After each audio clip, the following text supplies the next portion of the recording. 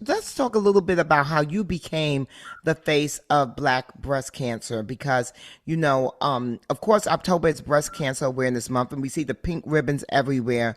And we know the stats of a U.S. woman's lifetime risk of breast cancer is 1 in 8. Breast cancer has the highest mortality rate of any cancer in women between the ages of 20 and 59, but African American women have a 31% breast cancer mortality rate, the highest of any U.S. racial or ethnic group.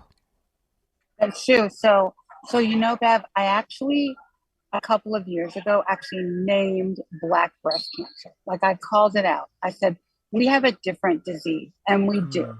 We have a 41% higher mortality rate. We have 31% overall, but 41% higher mortality rate. And you know what? So overall, women get breast cancer 1 in 8. But guess what?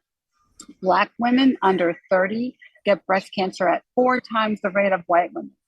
Black Wow. women under thir- Black women under 35 get breast cancer at twice the rate, die at 3 times the rate, well before they would have had that first mammogram at 40.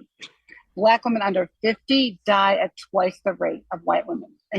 And now we have this growing body of data that's validating that a Black breast cancer cell looks different from a white breast cancer cell. Hello.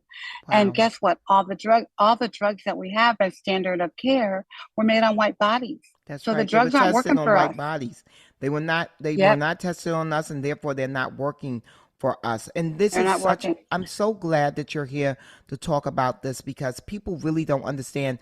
And then there's of course the racial disparities as far as care goes, Oh right? yeah, yeah. So, and everybody always wants to blame the disparities or the social determinants of health for why Black women aren't doing well.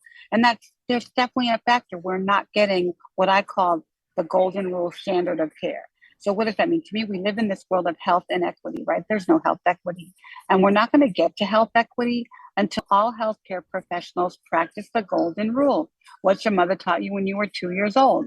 Do unto treat others. uh Oh, yeah, treat others as you want to be treated. Do yeah. unto others, right, as you want to be treated. So when patients come to me and say the doctor recommended this treatment plan, I say you go back and you ask them, is that what they would do for their mom, for their Mm, grandma, for their auntie, for their daughter? Because if it's not good enough for them, it's not good enough for you.